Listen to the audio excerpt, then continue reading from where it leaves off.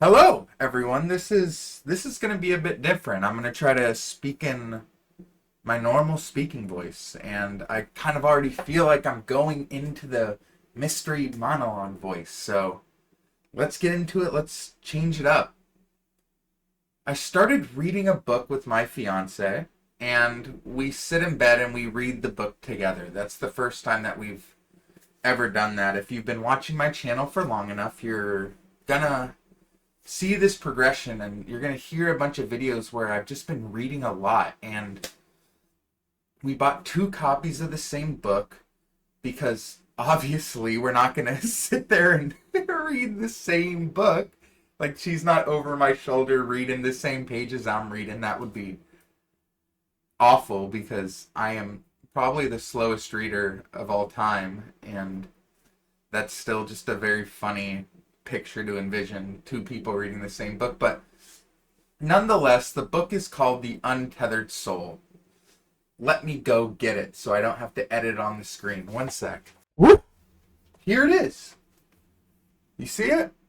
Boom, bam, done. I don't need to edit anymore. But it's a good book. We've been reading it. We're on like chapter 5. And overall, it's a good time. But there's this part in the book that really made me laugh. Like, I was sitting there cackling in bed, and my fiance didn't find it funny. She found it serious, but it stuck out because it was talking about that little voice in your head. That one that stresses you out. That one that basically has been stressing you out your whole life. A good example is this morning, I went on a walk, and I was like, I'm going to get 10,000 steps in one sitting. And probably like 10 times throughout that walk, I thought about turning my butt around and walking home, saying, oh, I'll get it after I'm done recording. I'll do this, I'll do that. And awful advice, first of all, because I would have felt like garbage if I didn't finish my goal. But here, it's just that voice doesn't make sense. Like, let's say I have a corporate 9 to 5 job and I've got a meeting with my boss every Friday at 1 o'clock. No matter how good I'm doing at my job, that little voice in my head is always chirping at me. You're gonna get fired. You're gonna get yelled at, and something bad's gonna happen in this meeting. And even though this is my 100th meeting on the same day, on the same time, nothing like that has ever happened. I was still employed at this job. But that voice in my head is stressing me out. It's making every Friday, which is not supposed to be a stressful day, stressful because this little voice just keeps stressing me out. And I know that's a polarizing example, but I'm sure there are hundreds of other scenarios like the walk or going to the gym or any other scenario where that little voice just stresses you, me, we out and convinces us of the worst case scenario, even though that's never going to happen. And I was reading the book and I was like, yeah, that happens to me quite often. But here's the part of the book that just genuinely made me laugh. It made me see clearly. It said if you were in a position to hire a life coach, right? Like, you're watching this video. I am your life coach. And that life coach gave you the same exact advice that little voice in your head gives you, constantly stressing you out or constantly making you feel like you're wrong. Would you keep paying them? Would you actually put up with somebody that you're paying giving you just awful advice every day, stressing you out, making your day worse? Would you keep paying them? And the obvious answer is, of course not. Why the heck would you pay somebody? Why would you pay somebody money to give you advice only for them to be wrong 90% of the time and stress you out and ruin your day?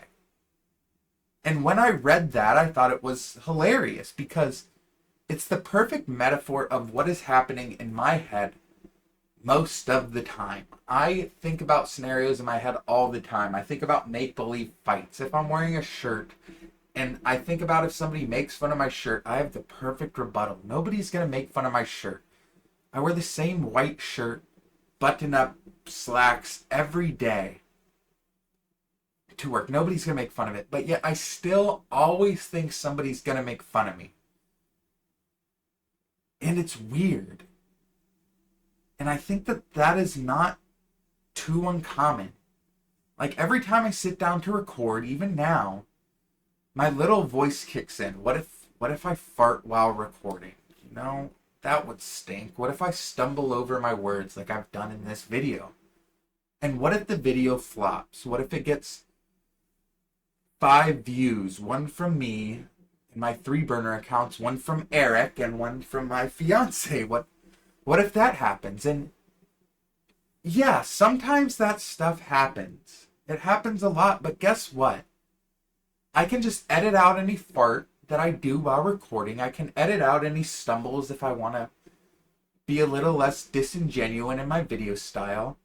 And if the video flops, there's really nothing I can do. There's a solution for all of these problems. There's no real reason to stress about these make-believe problems that I am making up. So why do I even listen to that voice in the first place? Why do I keep paying it the emotional form of money every time?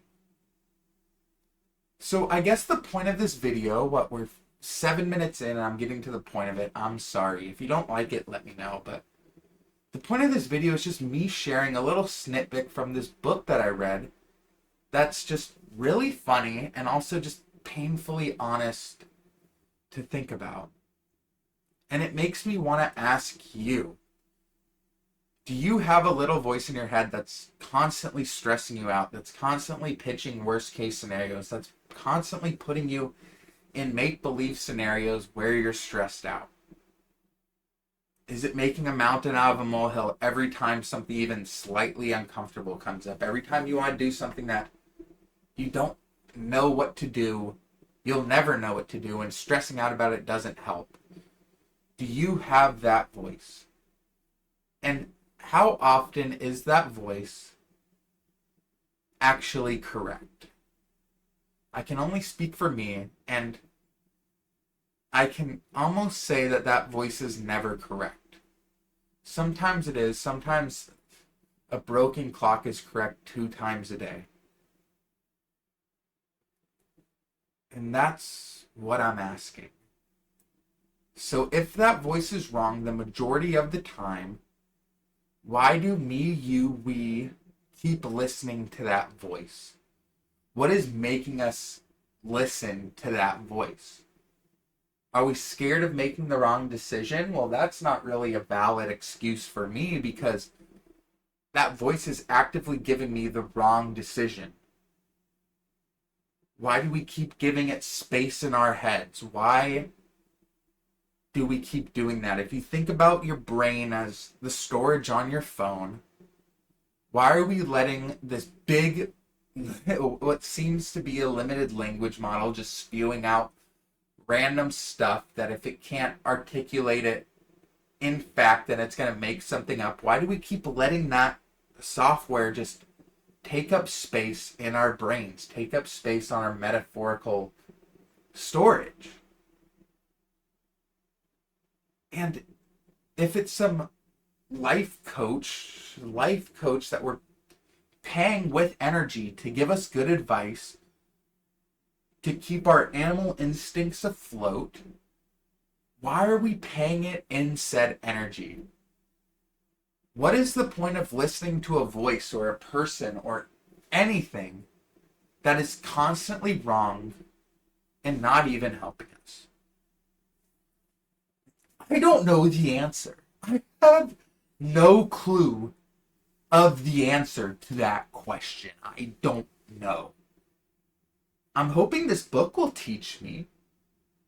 Maybe I should read it more, but I don't know the answer. And I just thought that, in my opinion, the best videos don't give you the answer. The best videos simply bring up a concept and beg the question, do you want to think about this further? Do you want to be controlled by the little voice in your head that's constantly getting stuff wrong? And that's all I really want those videos to be. It's a way to get you, the viewer, you thinking. Because I've already thought about this, and obviously I have more thinking to do, but